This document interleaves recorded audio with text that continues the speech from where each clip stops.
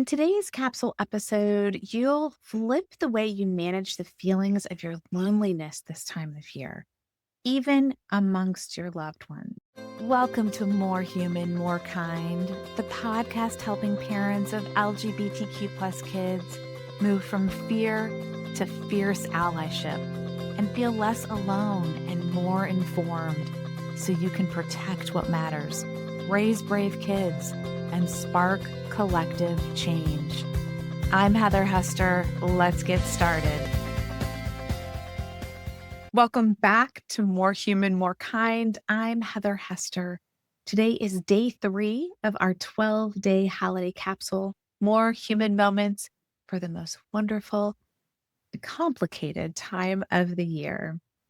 These 12 days will guide you through simple exercises and responses to empower you and help you stay grounded and reflective. You do not have to conform to holiday pressure. Your peace and presence are the rebellion. These are not fluffy holiday tips. They're real moments for real humans. Today, we're talking about a tender topic, loneliness, even when you're surrounded by so many people. By the end of today's short reflection, you'll understand why loneliness intensifies during the holidays, especially for parents and allies. You'll learn how to gently reframe solitude as a place of rest rather than separation. And you'll practice a simple ritual that brings warmth back into your body and perspective back into your heart. So let's get into it. Let's imagine this scenario. The house is finally quiet after everyone leaves. The dishes are done, the leftovers are put away, but instead of feeling satisfied, you feel a hollow ache. You scroll through your phone and you see photos of big family gatherings that look easier than yours, or look more festive, or seem to be filled with more togetherness. And it hits you that you feel completely alone in this. Loneliness during the holidays can feel like the world is celebrating while you're holding something too heavy or too complicated or too invisible.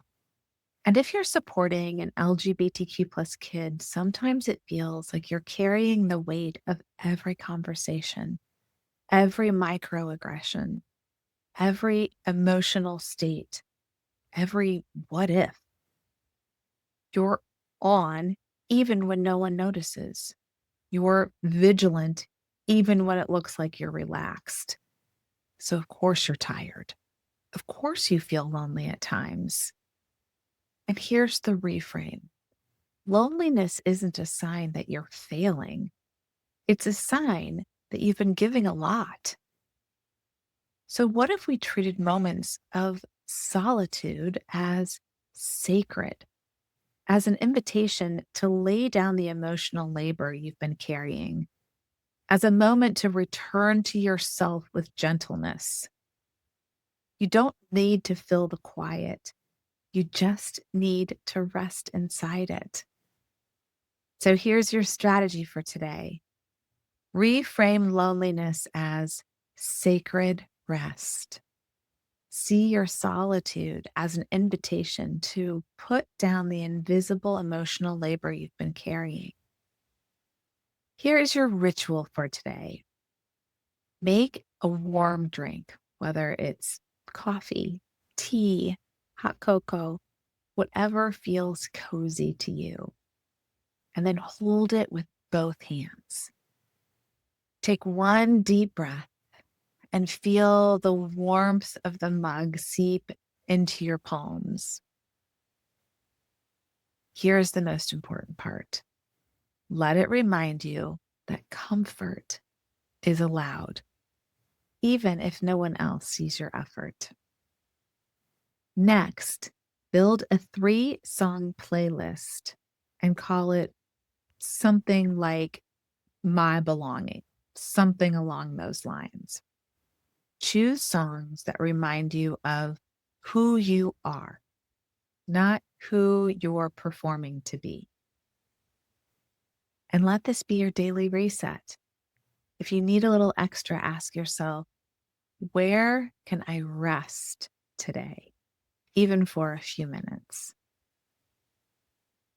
Thank you for taking this pause with me today. These small, steady practices are how we stay grounded, connected, and courageous, one moment at a time. If today's reflection felt supportive, share it with someone who might need it. And for more resources, weekly reflections, and support, visit heatherhester.net. Come back tomorrow for day 4, where we will talk about navigating tense moments and conflict with grace instead of reactivity. You are not alone, even in the quiet. Keep choosing what makes you more human, more kind.